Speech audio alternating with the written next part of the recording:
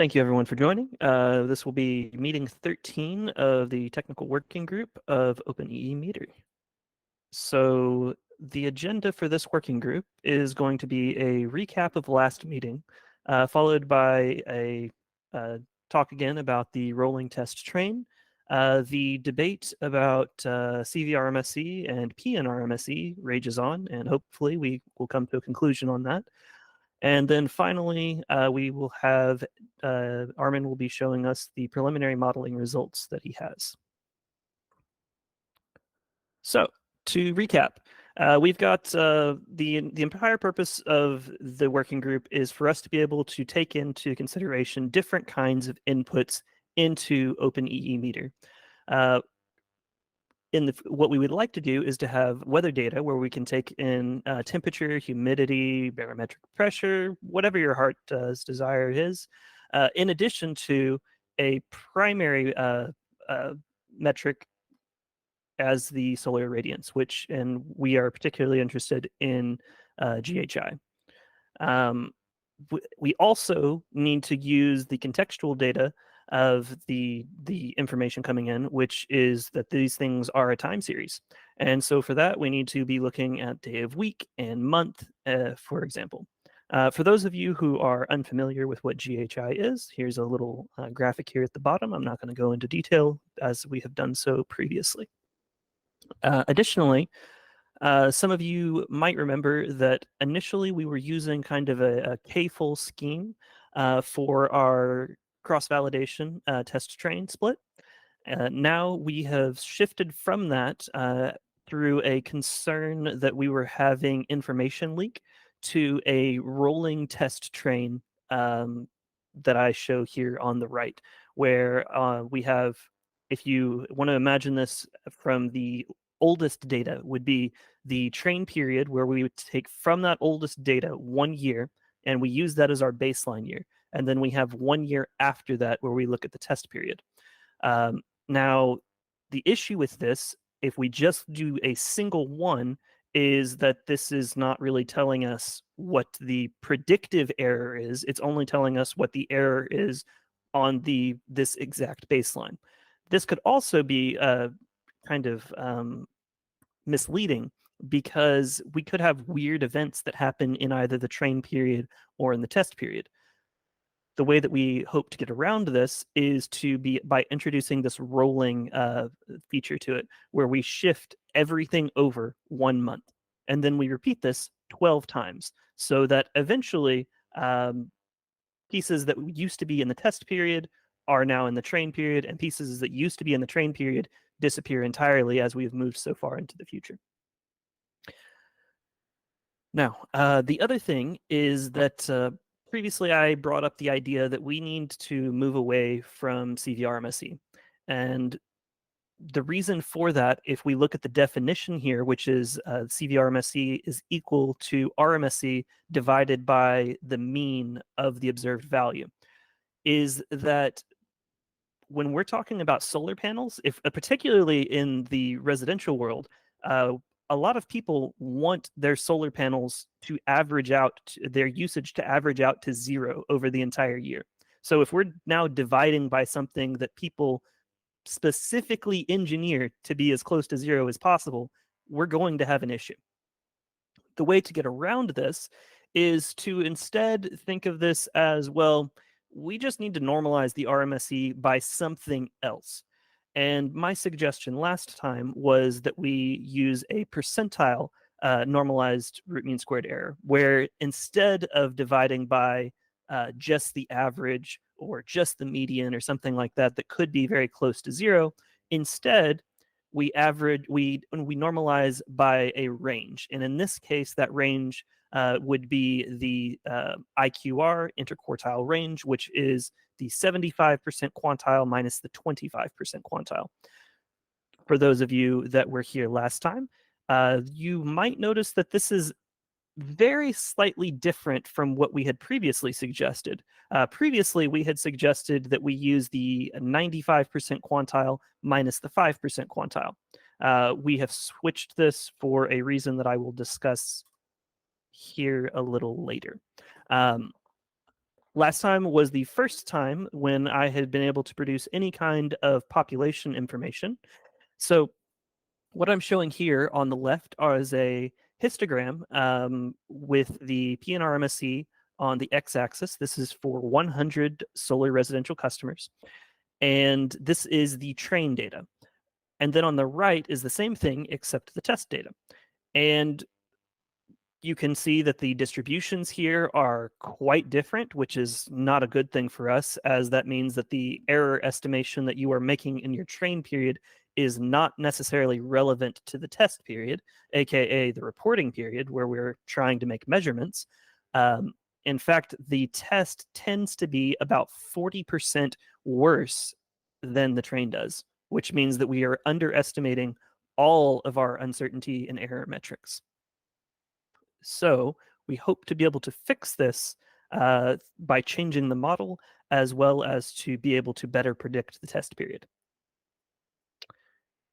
Now, some other information is that, again, these are all histograms, and this is all Caltrack 2.0. On the left here is 100 non-solar customers, and this contains both the train and the test. I think I may have left behind my text, but the blue here is the train set, and that applies for all of these. And the orange is the test set. So here, this kind of just reemphasizes that the test and train are very different. The other thing that I want to note here is that this is using CVRMSE, which for non-solar, completely relevant. Like this is a good use of CVRMSE for non-solar customers. However, if we try to use that CVRMSE for solar customers, we get weird stuff. So this middle plot shows what that CVRMSE is for the solar customers, and I have no explanation of why we have these high negative values. It doesn't really make sense. It also means that the distribution that we're seeing for the solar customers is not very accurate either, because the metric we're looking at isn't relevant for solar customers. Now, the flip side of this is that if we look at PNR MSE, Caltrack 2.0, same exact model, everything's the same. We're just looking at different metrics. Then we get something that's a lot more reasonable, and you can again see that Caltrack 2.0, the train set is not being represented by the test set, so which likely means that again our error is being underestimated, as well as just giving us an idea of what we can generally expect for these 100 solar customers for the error to be. Are there any questions so far?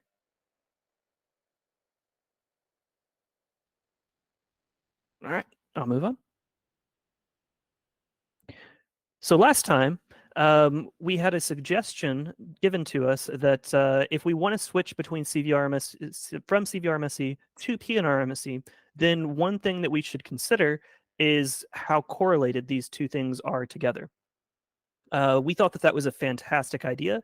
We went and we did that, and these are the results of that analysis. So to start with, I used the 95 and 5% quantiles, which gave us an R squared of 55 or 0.55, which it's not bad, but while I was digging in, I decided that I was going to change those quantiles and see which one of them gave us the best R squared value, which ended up being very conveniently the IQR. So this plot on the right shows the PNRMSE on the y-axis versus the CVRMSE on the x-axis. For these, and by the way, this line that is drawn here is simply an exponential fit to the data. So you can see that there is a correlation, particularly decent up to probably about, I don't know, 1.75 or so, where then you start to see an increased variance from then on. But this is encouraging and tells us that we could have a reasonable conversion between CVRMSE and PNRMSE. So, for example, if we were to simply plug in 1.0 into our exponential fit here, then it returns back the value of 1.6, which tells us that as equivalent as they can be, a CVR-MSE of 1 is equivalent to a PNR-MSE of 1.6. Now, this is not a global statement. This is for 1,000 non-solar customers. We would need to expand this if we were to make a real evaluation of what the cutoff should be for PNR-MSE. But this is just to give you an idea that these things can be compared to one another. The other interesting part of this is that, so frequently 1.0 for CVR-MSE is viewed as the cutoff, which means that we would allow everything to the left here. Now for PNR-MSE, that means that we actually allow some of these higher value customers. The flip side, if, for example, we were to make the 1.0 to 1.6 conversion, but then we would be allowing everything below the dashed line right here, which would mean that we would allow CVR-MSEs up to probably, or what's 1.6 or so before it starts to rise, before the variance starts to rise above this cutoff. These things aren't exactly the same, but they're very close. And that said, there's nothing particularly special about 1.0 as a cutoff, and it's still something that we, if we want to use this as a cutoff, then that should be evaluated specifically for itself. For our purposes of modeling, this is entirely sufficient because we have shown that the two are very correlated, and that because we don't care what the actual value is when we're evaluating these models, all we care about is, are we decreasing it? If yes, good, we're doing a good thing. If not, well, then it's a bit of an issue. Let's see, Ethan. I did check the linear fit was the first thing I checked. It was okay. It wasn't great. I just fit to something that had a few more variables in it, just so that I could get a better estimation of what a conversion between these two would look like. As far as like, is there a reason why it's an exponential? I don't really have one. And if I can just like add one other perspective on that, to some degree, we don't care as much about what's happening way out on the upper right part of this chart, right? The ones that are terrible fits that are terrible for both, like whatever, right? Like it's not going to have any impact on us whether they come in at a 5 or a 10. Like they're all going to be thrown out, right? So it feels like the most interesting area is down in the lower left. And so if I don't know how the linear and exponential fits compare if you sort of throw out the outliers that would be, you know, just clear losers on all regards. So my very just rough guess here would be I'd probably cut off at CVR-MSE of 2 and probably 7.5 for PNR-MSE. I did look at a subset of this area, and I did a linear fit on that first, I think, or actually second after I did it on the whole thing. I think that I preferred to have the exponential fit as well on that. Okay. Thanks. Armin. Yeah, Travis, I thought maybe we can use a GMM and then fit on both sides, which is PNR-MSE and CVR-MSE, consider both of them at the same time, and use 3 delta rules to remove the anomalies based on both of them, not just using one of them. Because probably those like on the edge, they're not that much different from each other, those meters, based on CVR-MSE, and what they're different from and the other point, which is PNR-MSE. But if we can fit a Gaussian mixture model, maybe that's a better way to remove actual anomalies and fit it on a huge population data, and then actually have a solid like hyperparameter optimized based on those type of analysis. Yeah, that would be a really good way for us to create a conversion between the two. My biggest concern is not actually the outliers for doing that. My biggest concern is what is the underlying population data. And for that, we probably have sufficient data in our existing data set, as we would just be looking at non-solar customers. So it's just a matter of implementation. So good idea. Yeah. I'm sorry, remind me, you said these are non-solar customers. Are they spread across California, or are they, I mean, I guess the bottom line is, are they all in marine, or do you at least have some good cooling load in there? Yeah, they're in Marin, but they Marin has climate zone 12. So there's certainly some of these customers that are out kind of closer to the Central Valley. But it's always a point that we have to consider. I think like data, as you know, Ethan, is always a little touch and go, right? Yeah, that's helpful, Adam. I was actually saying marine, like the marine climate, since. Oh, sorry. Yeah, I thought you're answering the right question. Yeah, yeah. It's a good. It's interesting. It used to be Marin Clean Energy. Now it's simply MCE. Gotcha. And this is the data that we used for the grid meter research. So we're just kind of extending the open source analysis to this as well. Mm-hmm. Yeah, makes sense. Thanks.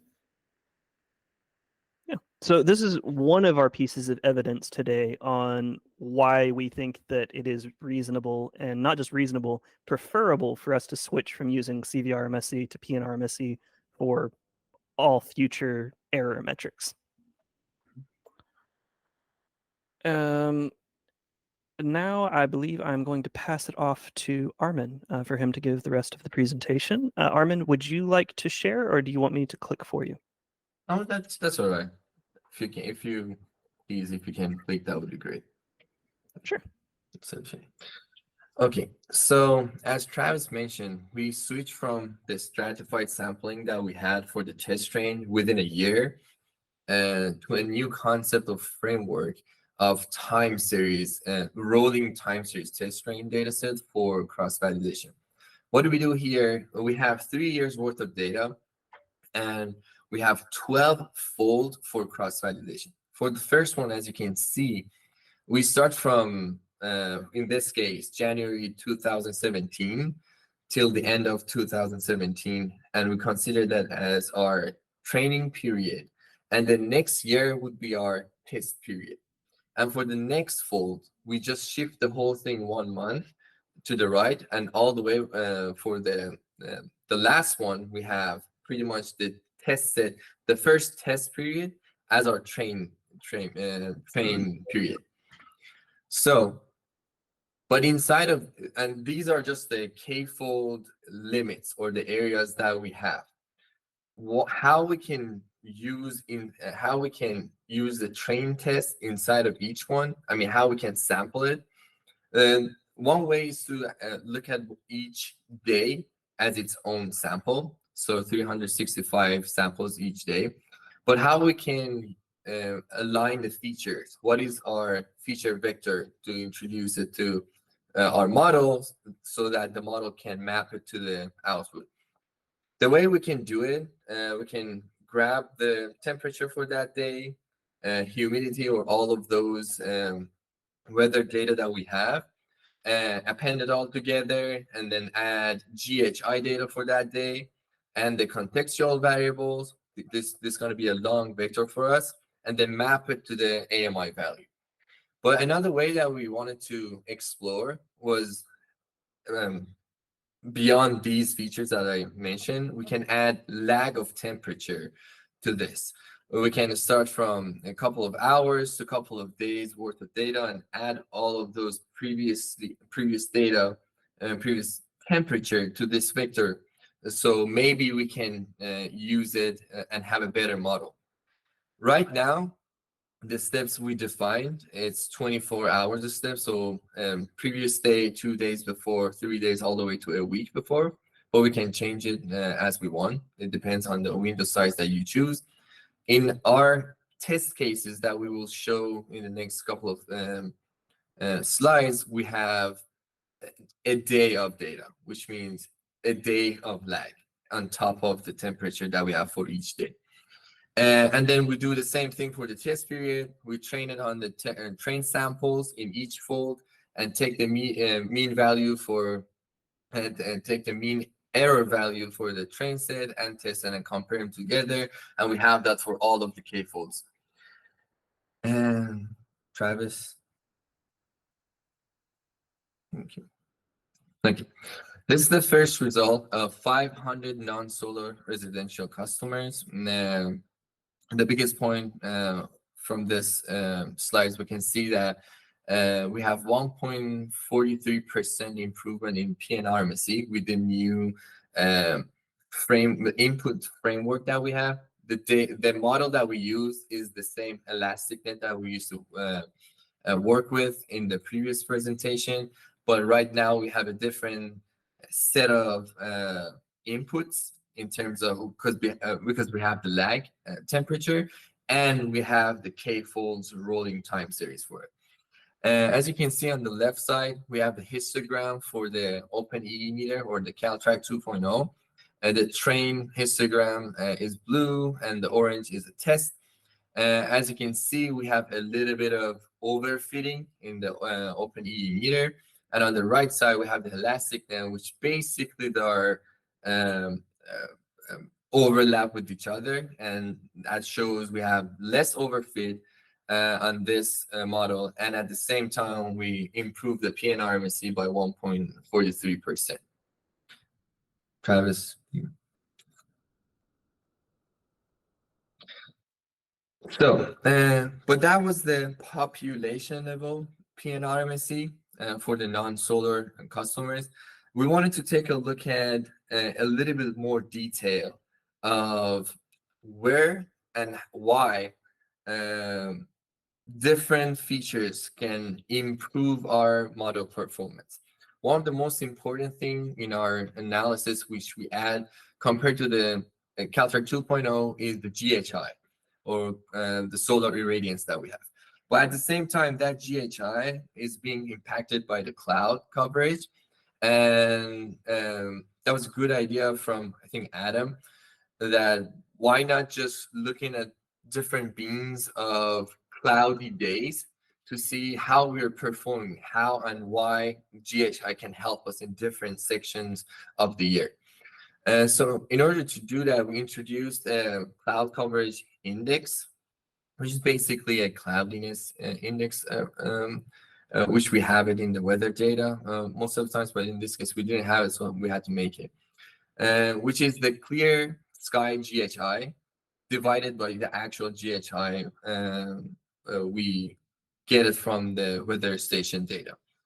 And then the way we wanted to do that is to imagine for the specific data set that we had 3 years worth of data, and we have a couple of weather stations inside of that 500 customers that we map them into the weather station. So we get all of the data, we group by the day, and then we take the average of each day.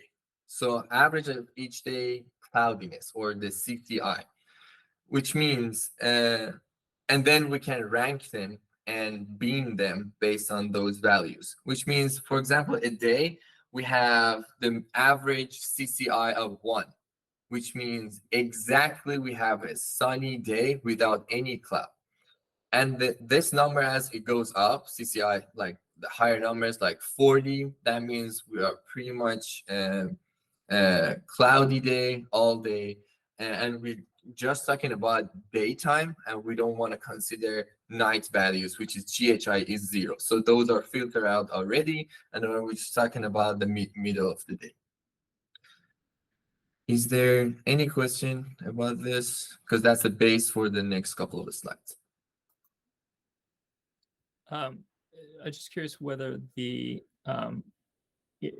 calculation is either like implicitly weighted. Are you summing the GHIs across the hour, or are you averaging the GHIs across the hour? Because it would seem like the percent cloudiness or this ratio in the midday hour is going to matter way more than first thing in the morning when the angle is low. Yeah, that's right.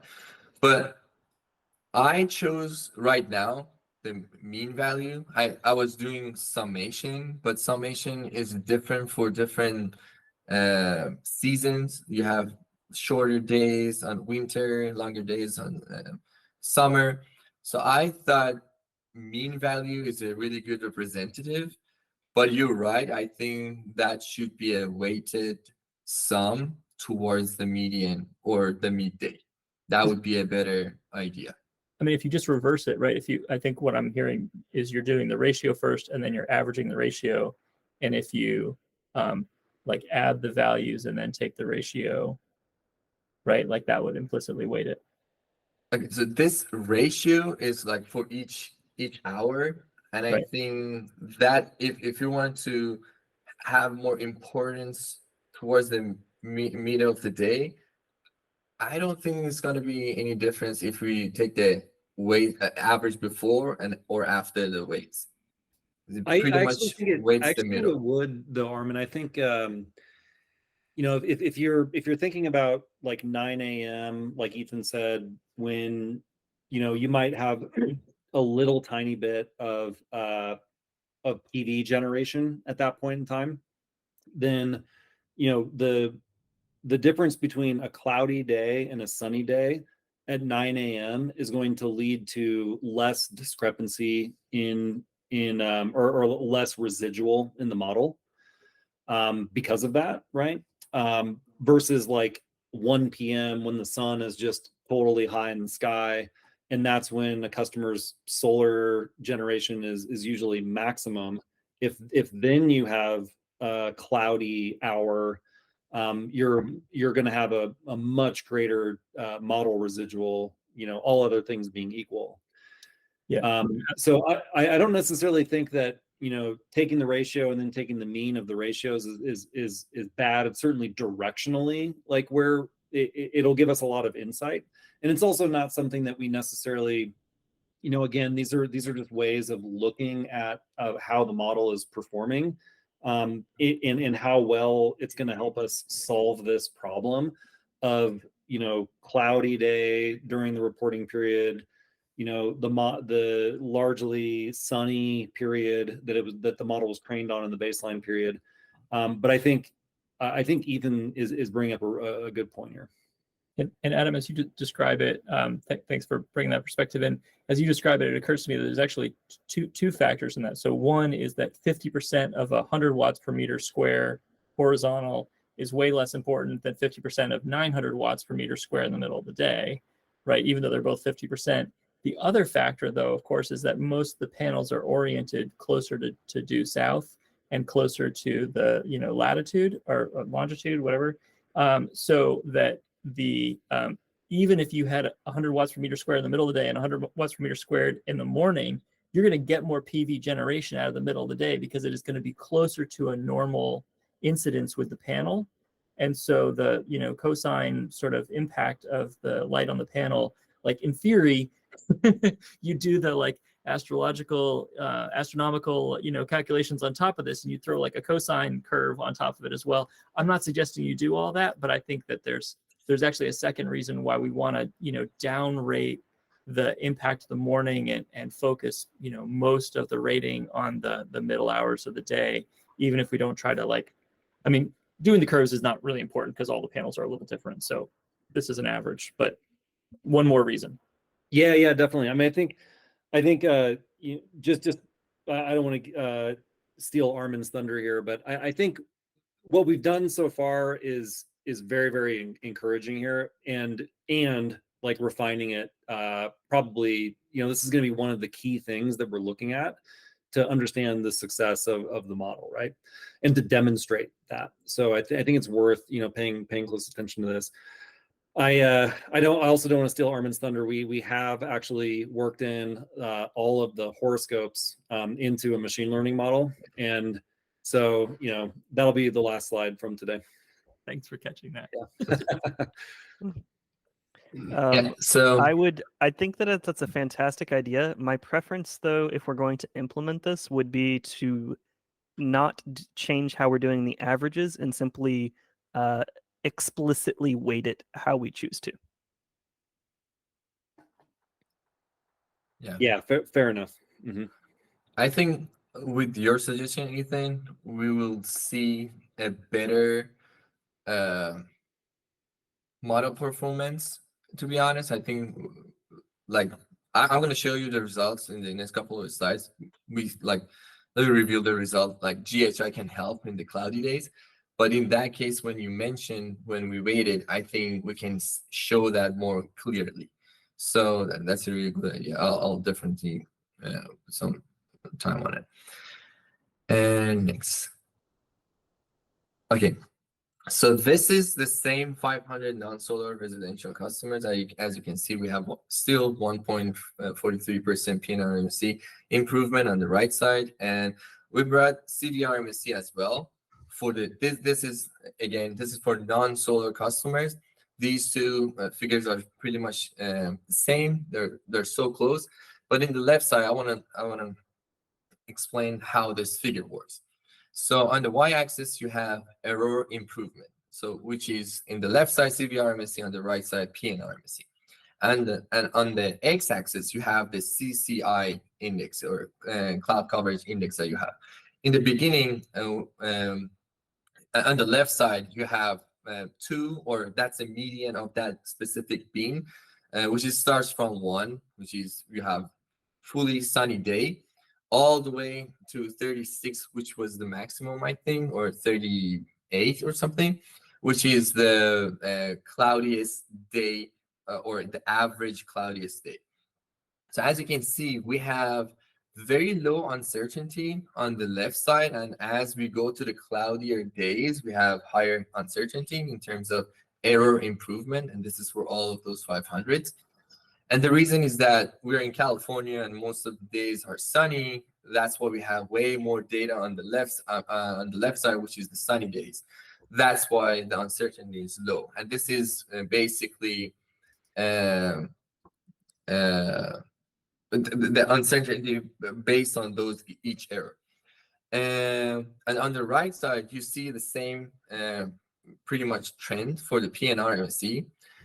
And the problem here is that it looks like GHI doesn't help us that much, specifically on the cloudy days. And the reason is that the sunny days for the non-solar customers, we have way more sunny days compared to the cloudy days. And for the non-solar customers, temperature by itself has the most impact. When you add GHI, because in those sunny days they have high correlation with the temperature, they get the weights for them are higher than normal if you have solar customers.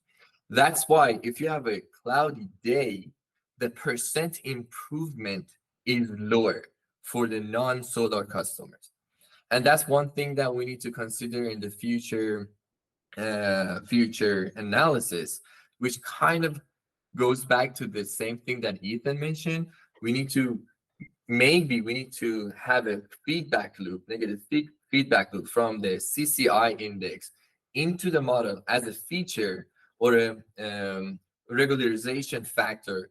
So improve the model for all of the beams of the CCI or all of the cloudy days. Are these results, Armin, from the test set?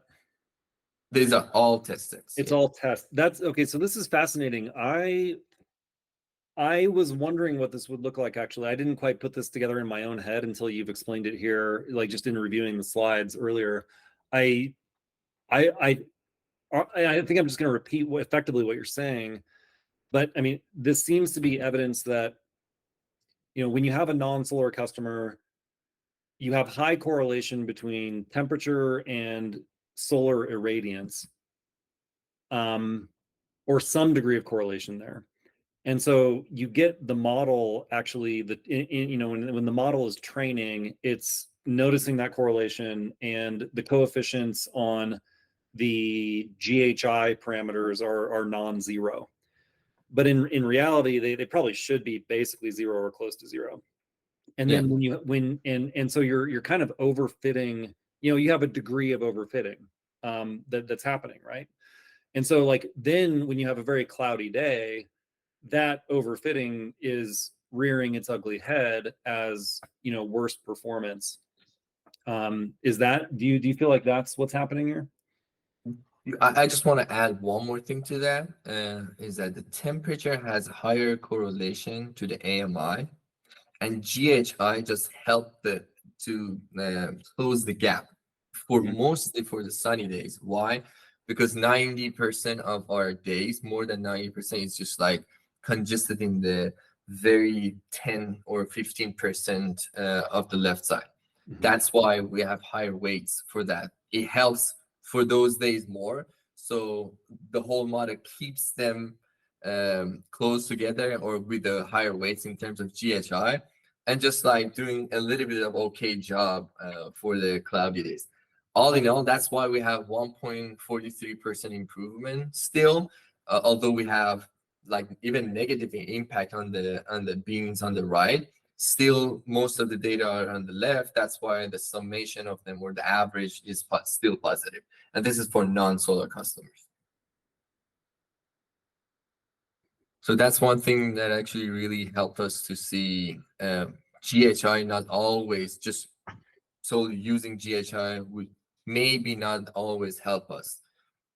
We can better use that, like with binning or we just like CCI as a feature or something like that that can actually help us. Yeah, it could be really interesting to look at these results for non-solar customers and for solar customers, as a matter of fact, with without using GHI. You know, you had that plot in the last meeting or in the meeting before, I forget, where you looked at that one individual meter and you showed how it looked with and without Yeah. GHI. Because the other big factor here, of course, is that we're not using the OpenEEmeter model. Like we're comparing the OpenEEmeter model to an elastic net model. So there's multiple factors going on here. There's the fact that we totally changed the model, and there's the fact that we've added this variable. And potentially we could parse those things out. I mean, I would wonder if in moving to an elastic net alone, we would see that this kind of like downward trend line between, you know, low CCI and high CCI would dissolve. I don't know that it's super important that we do that. I think the most important thing is that I think it is, because that would be our benchmark.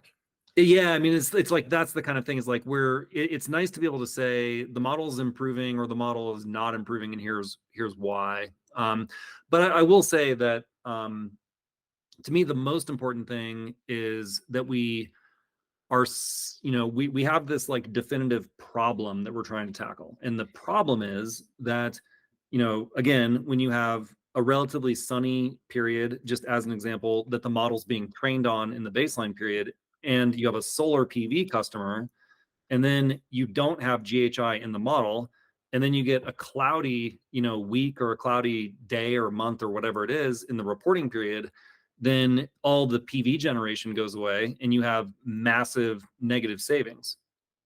Like that's a risk that just exists because the model was never really built thinking about solar PV customers in the first place. So we need to, you know, it's a very good thing if the model can operate consistently between non-solar customers and solar customers. So it would be nice if we didn't have to say, well, here's the version of the model that's going to operate on solar customers. Here's the version of the model that's going to operate on non-solar customers. So it's really important to look at non-solar customers, but mainly to make sure that you're not like wrecking things, that you're not causing all this damage in the model's performance on solar customers or on non-solar customers because you've, you know, fixed the model's performance on solar customers. So this should give us a lot of confidence that like, hey, we're still seeing improvement. We're seeing this sort of, you know, and what are we talking about here? 2.5%, you know, somewhere around like, you know, 1%, 2%. It's not like we're seeing massive, you know, changes from one end of the spectrum to the other here. But it is kind of, you know, interesting from a data science perspective to drill into like why we're seeing this trend. And I think it will be less if we increase the number of customers. The bigger the population, I think this line would be close to 0. So if there's no question, let's go to the solar customers, which is a little bit different. Can you go back? Sorry, Travis. I just wanted to show I just want to emphasize again, the CVR MSE and PNR MSE, the percent improvement within the bins are pretty much the same. Even the mean values or the uncertainty level in each bin. I just want to mention that, and then because I want to compare that to the next couple of slides. So this is a histogram of the errors for 500 solar residential customers. First of all, we see almost 6% PNR MSE improvement, which is pretty much triple of the non-solar customers. And on the left side, you have the histogram of errors for the Caltrack 2.0 or OpenEEmeter. And still, we have a little bit of overfitting for the OpenEEmeter. It's not as big as what we saw before, because when Travis showed that in the beginning of the presentation, this time, because we are taking the average of all the 12 volts of the whole time series. So we basically trained the OpenEEmeter in the train set and then tested on the test set and then did it 12 times.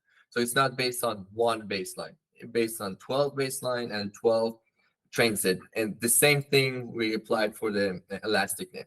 But still, we can see elastic net has less overfitting. It's basically overlap pretty much. They're the same. But on the left side, we see the overfit, and we are improving the PNR MSE in the population level.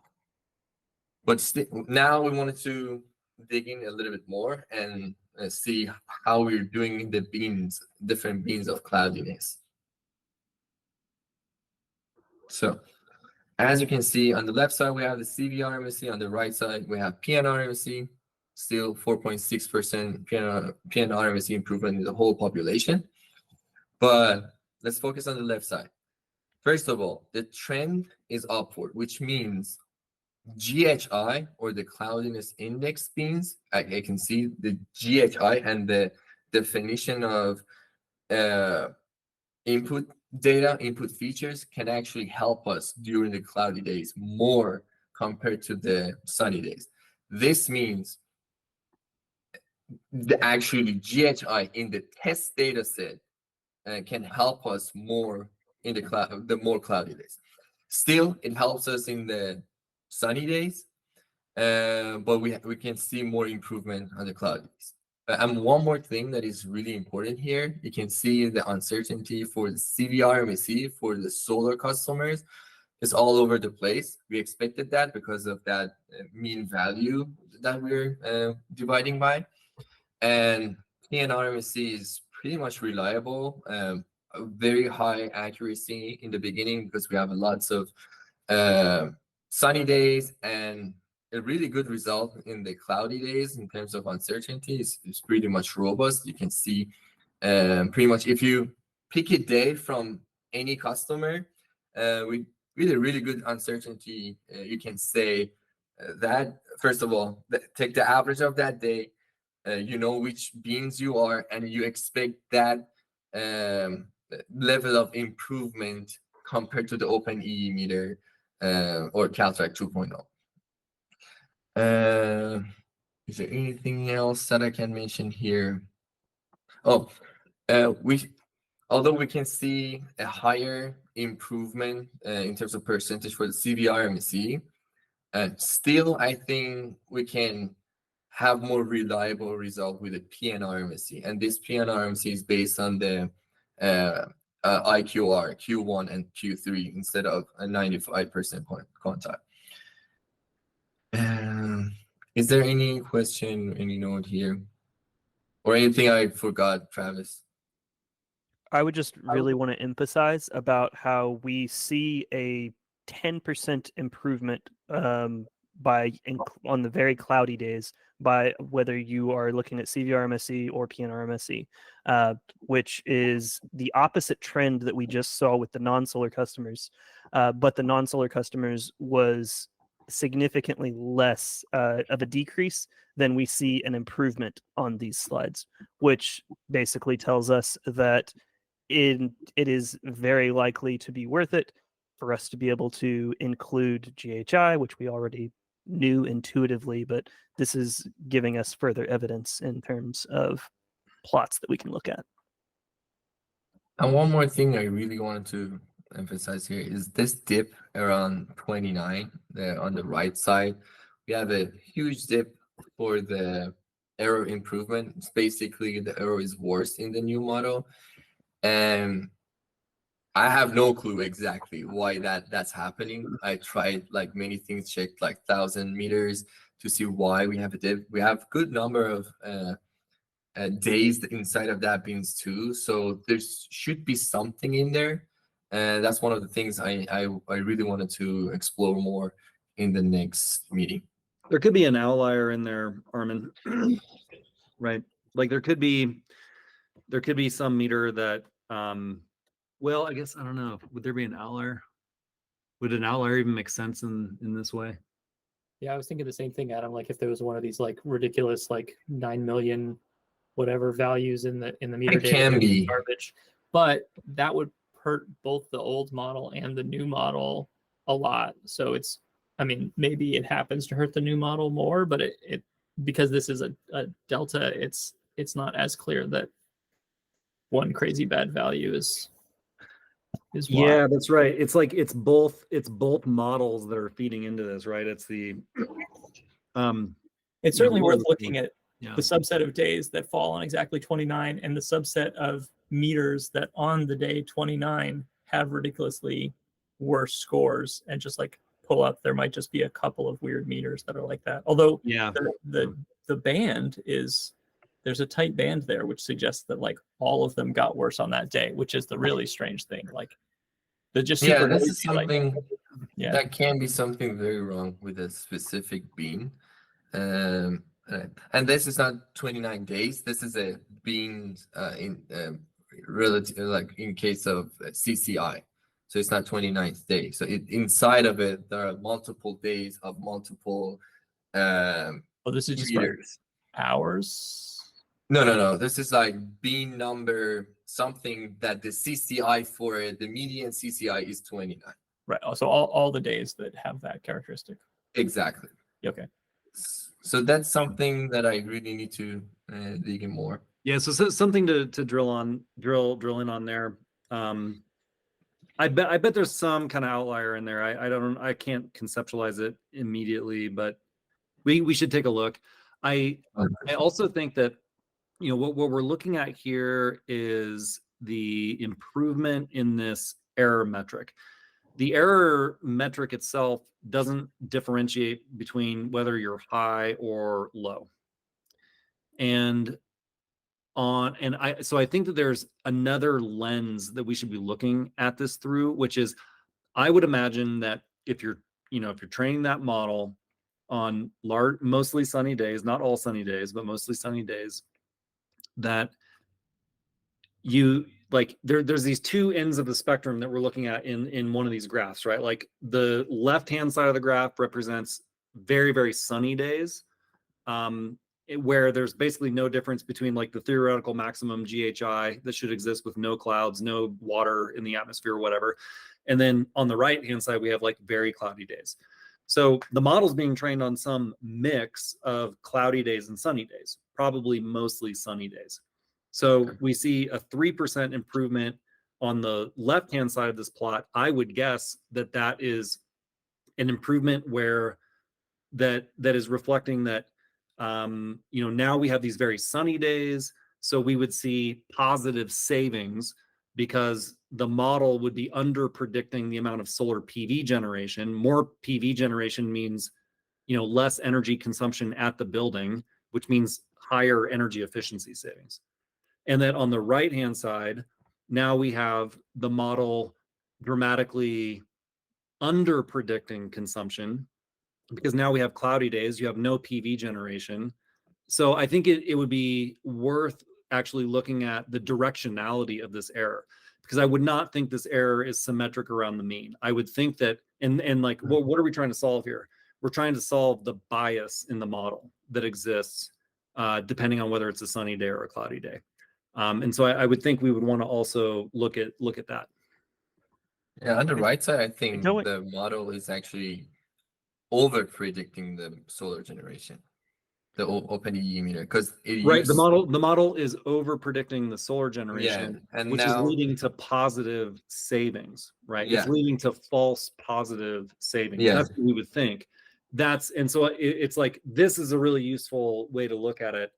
But I think like paired with this, we should drill down into the directionality of the error. Because I would not think that across the Mhm. spectrum of this graph, the error is symmetric.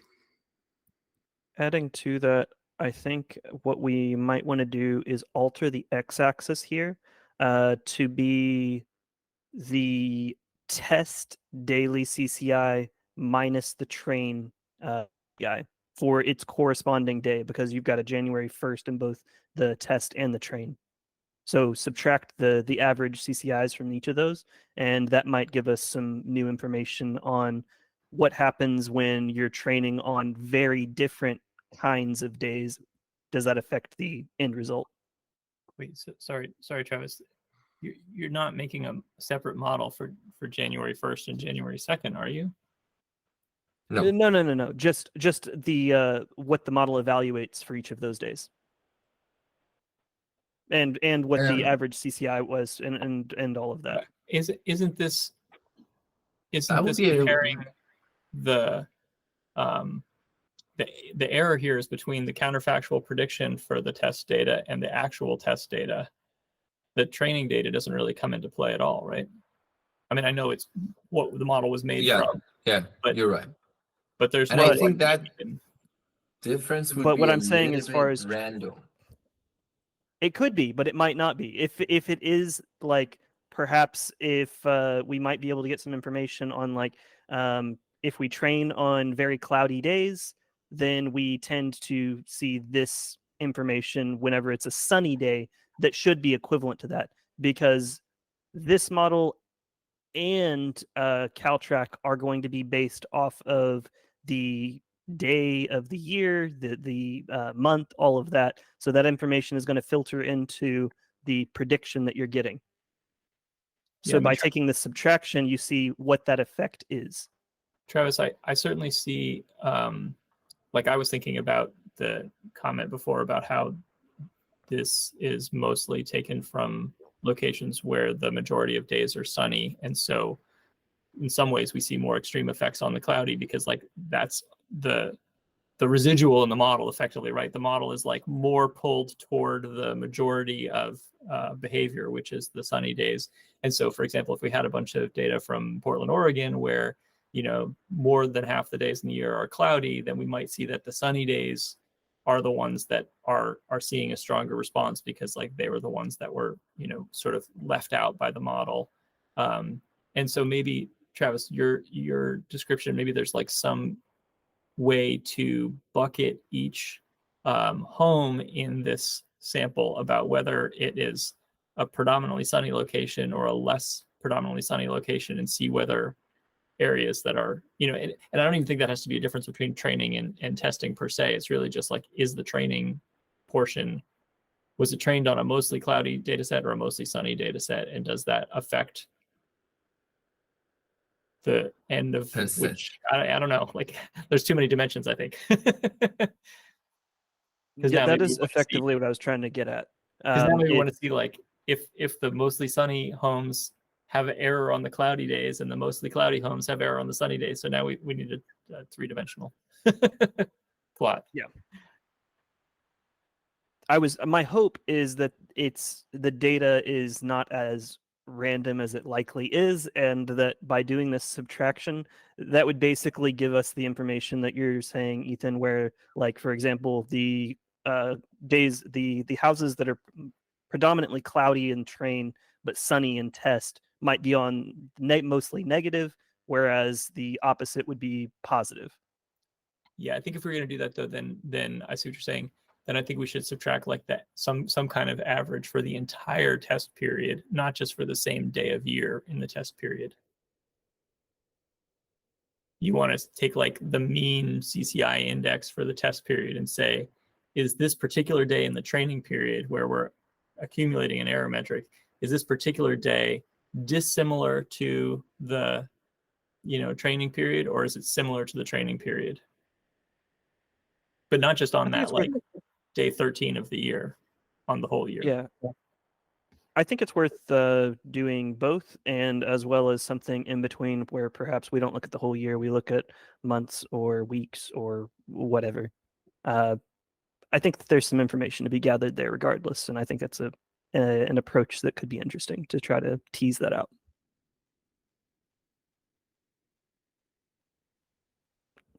All right. You ready for me to go to the next slide, Armin? Yep. I was trying to if I can plot for the train. Okay, so the conclusion.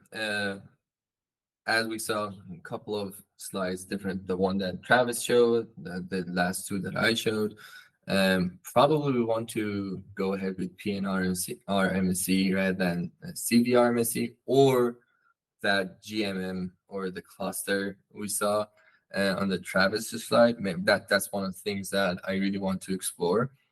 But in general, PNR-MSE looks more resilient. And it works for both solar and non-solar data. And as Travis showed, for the most part, we have high correlation between these two metrics. And for the analysis, basically, we need to think about different sections of the data or different parts of the data to see where those inputs or all of the improvements come from for the model, or change the hyperparameters, input data, whatever we do in the beginning for the pre-data processing, we can see an impact at the result in the population level. But detailed analysis of where this can help us, like the cloudiness, can actually help us and give us a feedback. Maybe we want to use this metric inside of our methodology to have a better result for both solar and non-solar data.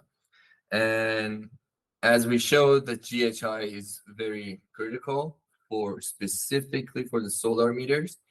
And I hope we can use the GHI in a better way so we can have more smooth improvement for the non-solar data as well. But still, I think we can get better result for the sunny days for the non-solar rather than cloudy days. And we need commercial data to complete this test data set. Right now, we just use residential data. We need more variety of data, 3 years of data, to explore more and have more robust results. And we saw that 3 years of data and rolling window time series that actually really helped us to see the actual model performance, both in the CalTrack 2.0 side and the new model side. So I'm going to take a moment here. Just curious on what the general consensus is on. Do we have an agreement that we can basically stop talking about CVR-MSE, and next meeting forward we can just use PNR-MSE as our error metric, since it's the one that is given by multiple reasons to be the better metric for a combined solar non-solar comparison?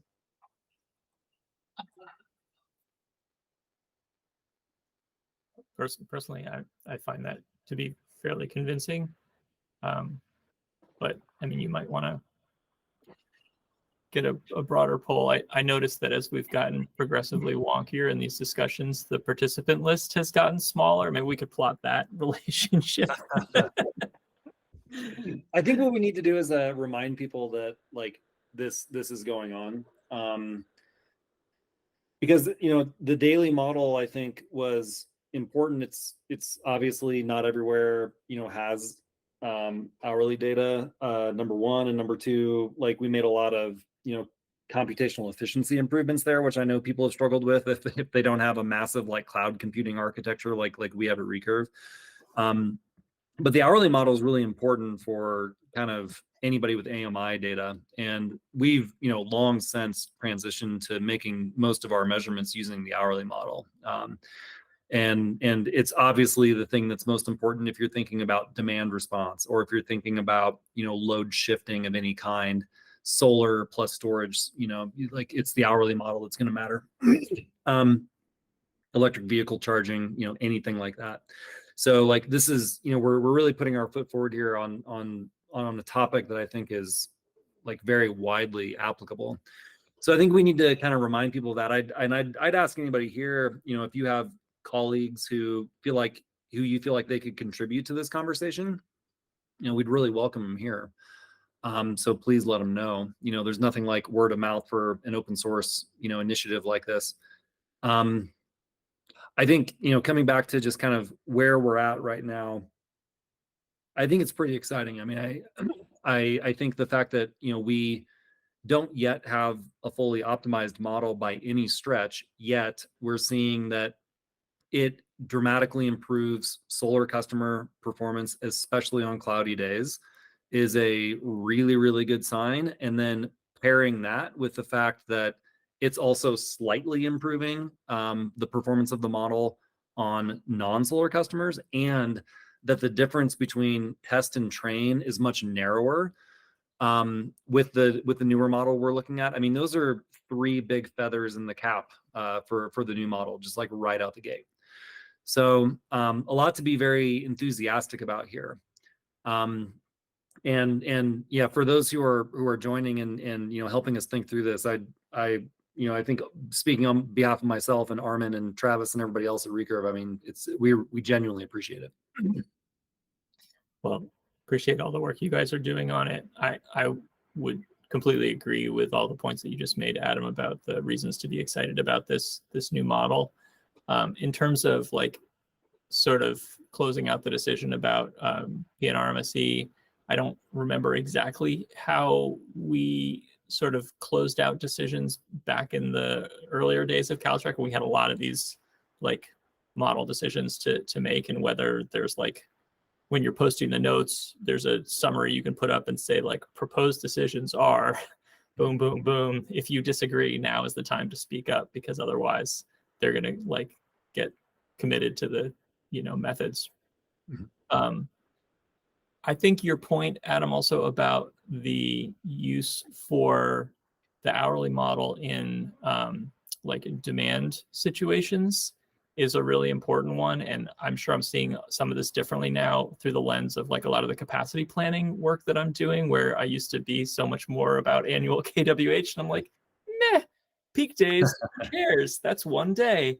And now they seem like a much more critical piece of the equation. And I wonder, when we were looking at that comparison between error and cloudiness, and talking about like, well, what does that mean? And my feeling is like, oh, well, in the summertime, a cloudy day is not a very important day. And in the winter day, a cloudy day is a very important day, particularly if you're anywhere with any amount of electric heating on the grid, which is going to be everywhere pretty soon. So that slice feels to me like another one that would be really helpful to see how the error is changing on peak days or peak hours, like whether it's hour of day or just like the total KWH for the day as a, comparison to the average KWH per day for that home, something like that, some kind of normalized, peak day metric. Since I don't know that we want to like go after coincident grid peaks in an analysis like this. Just like highest temperatures. Yeah. Yeah, whether it's highest, lowest temperatures, or just sort of peak KWH days, like rank the peak days, or anyway, so something like that. Just percent of peak day, something like that, just to see like, is the model doing better? Because this is one place that the hourly model, frankly, didn't do a great job of before. I've always suspected thermal lag is one of the reasons, because you see like the hot week, and the OpenEEmeter 2.0 is like, yep, those days are all the same peak. And the actual data is like, nope, second and third days, the peak is getting way higher. And like, that's the day that the grid planners care about. And that's where we're dropping the ball the most. And so I would love to see how, the like top 5-10 days of the year, like if we were to close the error gap there, that would be huge these days, because like demand and capacity value, even for passive measures, so important. Yeah, this is a good point. Yes, Ethan, it's if you want to see some really ugly looking counterfactuals, go check out the KISO report that Recurve published, with KISO on a new set of demand response methods. Now, those counterfactuals were very ugly because they were uncorrected counterfactuals. They didn't use a comparison group. But what we were studying effectively was that, folks remember in August of 2020, there were these rolling blackouts on the California grid because in San Francisco it was 105 degrees, which never happens. So you're training models on, a data set where the highest temperatures were like 85 degrees. And then all of a sudden you get this 1 week of like 105 degree temperatures in San Francisco. So there's just like the model just doesn't have much to, in that arena to train on. But the model itself is restricted to being a piecewise linear model with respect to temperature. So if there's any nonlinearity on those very, very high temperature days, even if the model, had a lot of training data, it may not be, well representative of the highest days. So those are all things that I think, potentially we're making improvements on here and don't even realize, given, because we're not restricting it to those like linear necessarily anyway. Those things are all open for improvement here. Yeah, actually, help me out with the intuition here, because this is one area where, like the daily, monthly Caltrack models were, very restricted in terms of how many pieces they can have, right? So there's only one heating curve and only one cooling curve. And so the situation you're describing with unprecedented heat, where you'd expect a lot of HVAC systems to hit their, saturation point and be at, beyond peak capacity. And so like you should have seen it flatten off, but the model doesn't know that. And so it assumes that like capacity is magically blooming out of nowhere. And so it's getting it really wrong. The traditional time of week and temperature model at least was a multi-bin approach. And so theoretically, if you had enough training data to see the periods where some of those HVAC systems are reaching 100% capacity, you could actually expect that you'd have your top bin flatten out again and represent that peak Yeah, capacity. except for the fact that the top bin is from, I forget what the low end of the Steve Sufjan might remember, but I think it's like 90 degrees and above. It's like 85 to 95, I think. Yeah. 85 to 95. Yeah, 85 and above or whatever it is. Yeah. You're right. They're not maxing at 85. Right, exactly. So it's so you have that issue where you have a lack of training data and you have effectively like a fairly big linear region. Right. Yeah, but but I hear what you're saying. Like it's definitely better point. than having just like one single like balance point temperature and then one line that extends from there.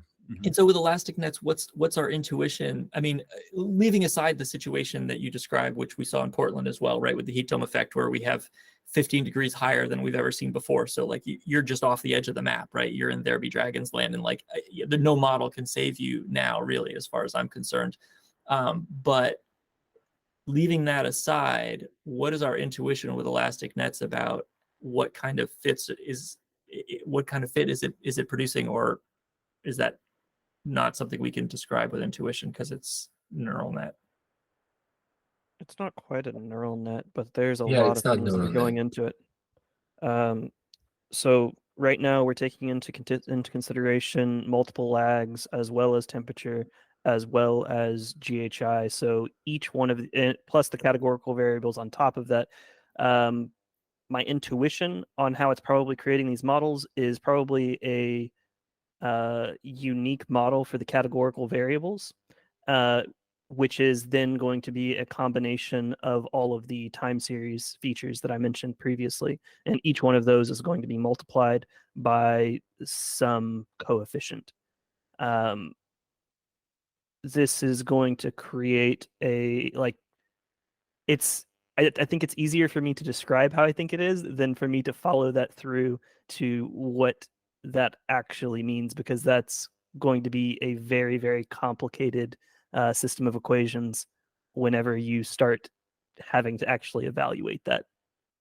So is that something that, I mean, I think we should probably, if there's other things to talk about, not totally nerd out of the model here, but it might be interesting to help my intuition if there was a way to see what the coefficients are from the model, right? So like, again, with like these 3 and 5 parameter models, it's really straightforward because you've got slopes and intercepts. And so like, it's easy to visualize it.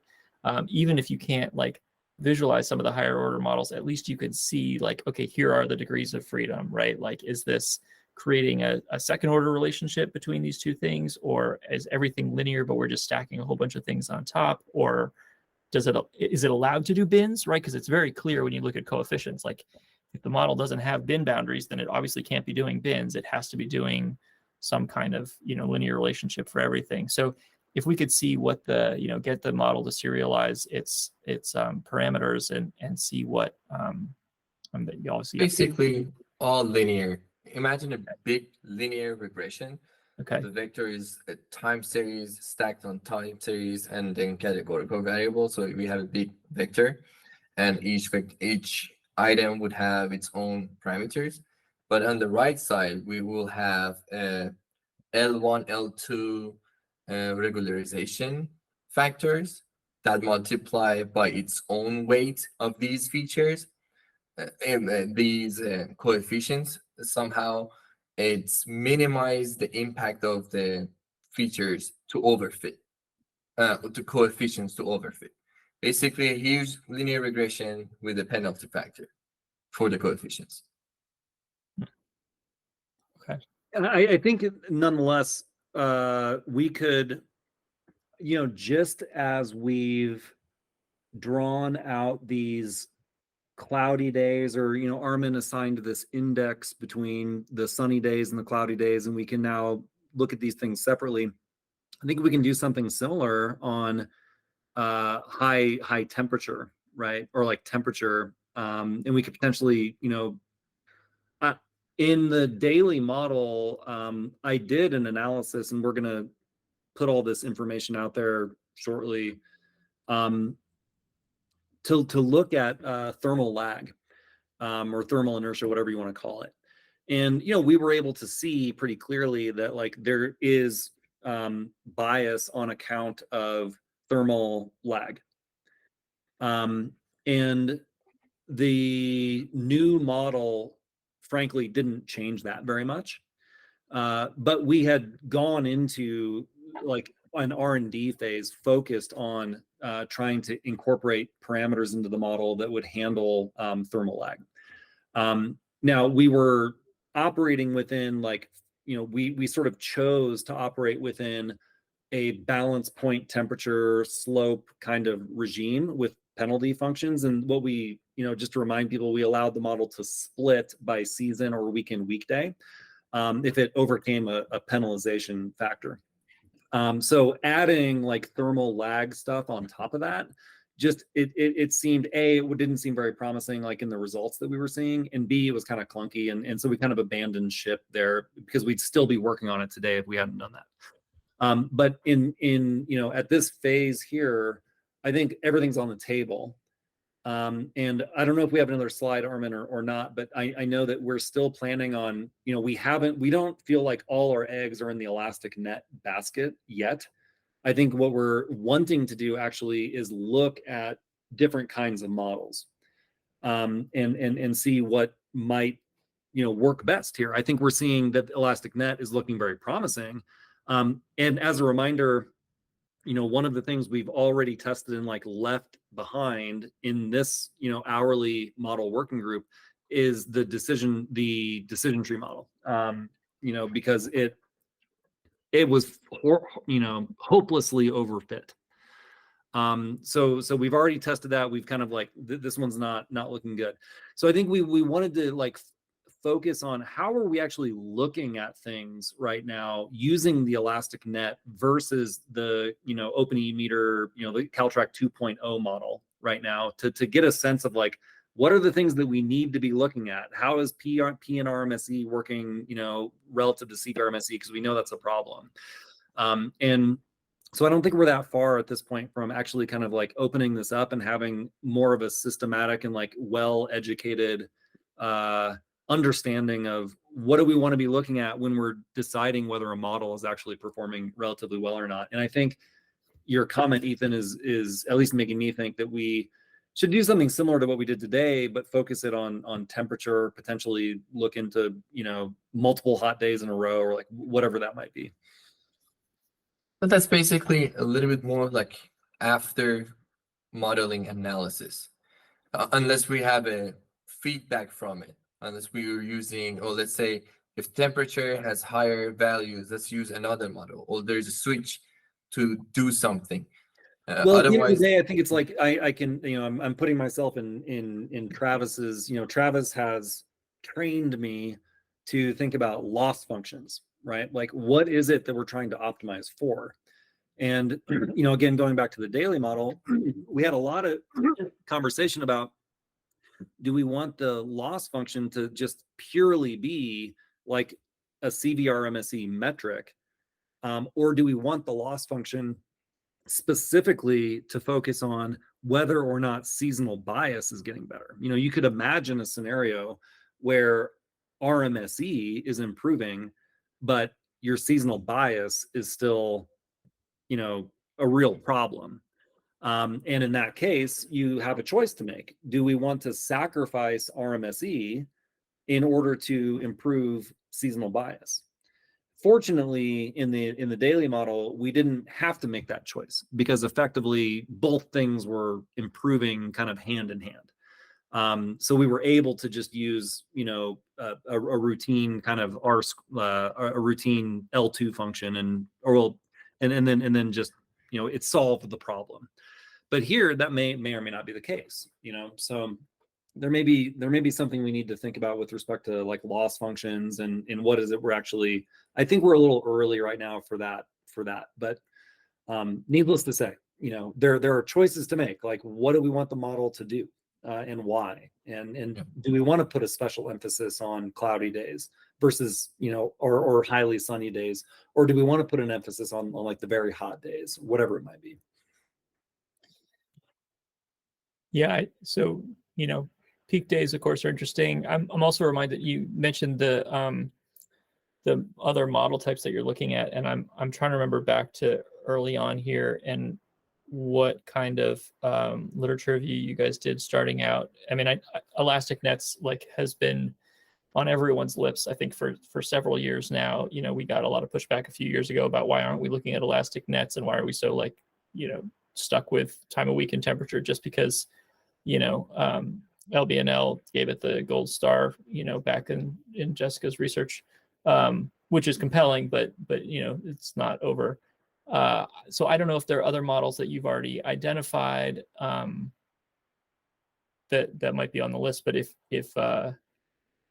you haven't necessarily decided where to go next, I would say, like, I was kind of surprised because I've like Googled around for some stuff recently, and guess what? People are still researching this stuff. I'm like, oh man, my research ended, you know, 10 years ago when I was in grad school, and like I forgot that people are still working on it, and it's worth going out and seeing what academics are doing.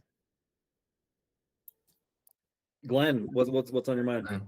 I'm just kind of thinking out loud like I usually do. And I know this is probably going to open up all can of worms, so please feel free to ignore it. But I'm just curious if anybody had any thoughts. I mean, this is hardcore time series data. Shouldn't we be using some sort of time series approach to the data and or like autocorrelation? You know, my graduate school training was in econometrics, and we're all economic data is time series data, basically. Unless you're in the kind of the micro stuff, but or experimental stuff, but it's all observational studies or what they call natural experiments. Anyway, I just wondering if anybody has any thoughts on because all of this stuff is highly correlated, right? I mean, that's where all the errors are. All these errors are ganging up on you, and then on top of that, you're suppressing the intercept. You know, the intercept. One of the functions of the intercept is to kind of normalize the errors. You just throw all the errors into the intercept and stuff like that. But again, just thinking out loud. I think that's a great idea, and I've explored autoregression models specifically when I wanted to focus on solar disaggregation in that period of time. The main problem is that in MMV, we don't want to use the AMI value and then regress on top of that.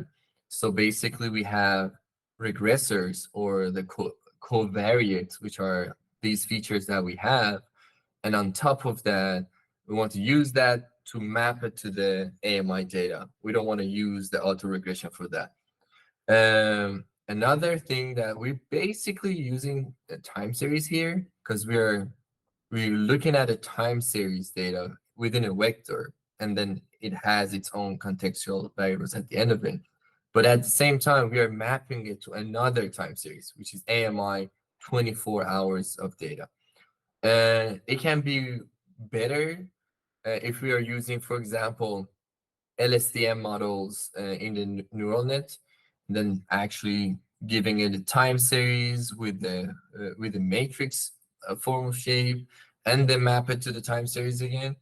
But if you know an autoregressive model that just use the covariates and map it to the AMI values, that would be a great help too, because I couldn't find a way to do that. Yeah, I think this is a really good point, and I think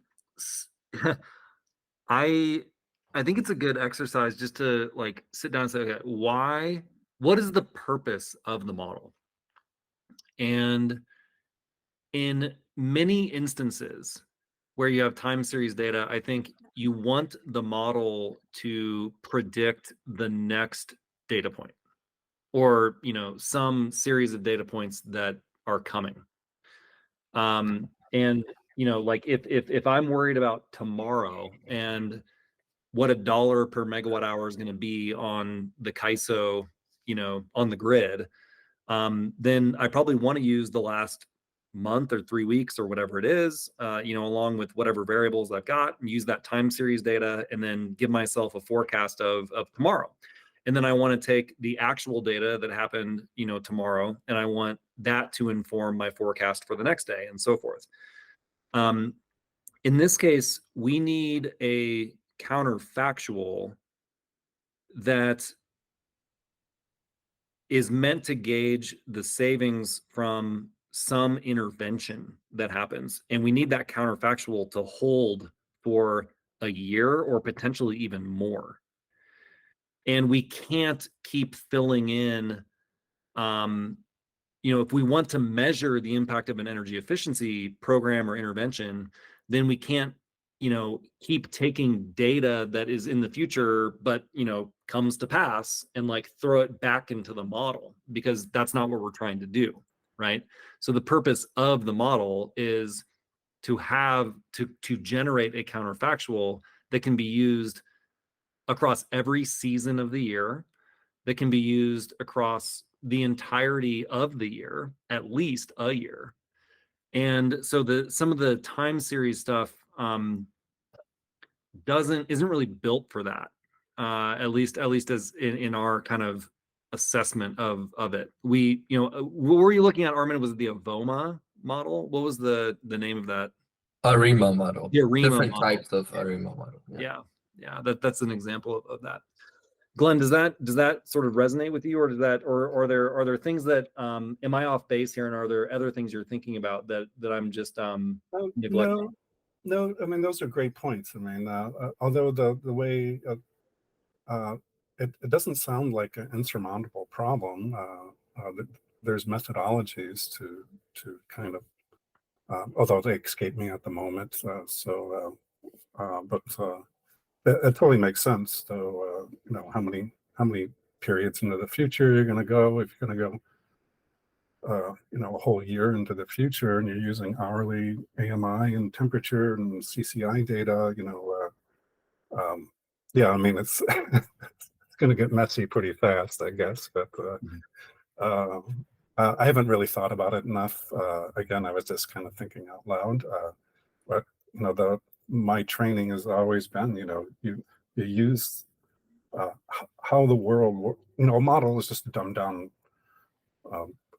version of how the world works, right? And so if you kind of get an understanding of what's going on in the world, well, this or what the data is doing. I mean, if you have a binary thing, you use a logistic regression for something like that, right? I mean, if you have time series data, that's really, you use a kind of a time series approach. And of course, you can get around those kinds of issues by just creating all these categorical variables, but that's, you're not really, it doesn't really parse it out. It doesn't really reflect the real world in my mind. But anyway, maybe I'll think about it and pull out some of my old econometrics grad school time series textbooks. And I'm sure they have some sort of intervention, for example, monetary policy. What happens when they increase the economic activities going along, and then suddenly the Federal Reserve raises interest rates by 50% to over like from 3% to 4.5%. What is the change after that? So that's an exogenous intervention, and then you have the time series model to kind of reflect that and see what the difference is. So, but, yeah. I think if the holy grail would be, because in energy efficiency, you have a whole baseline period that's a year, at least if you're talking about an energy efficiency measurement, and things are changing throughout the course of that year, right? Yeah. And you would, January of 2024 is different than January of 2023 because of something that might have happened in April. Yeah. So it would be great to be able to catch that, reflect it in a model. Maybe there is kind of a hybrid approach or something like that. So Glenn, consider our ears very open. And I think we're up at time. Just with that being said, so thanks to everybody for coming here. Travis, do you have any last words for us? I was going to bring up the next time that we were supposed to meet. I assume it is going to be in the holiday season. So the question is, do we want to move it or do we want to skip it?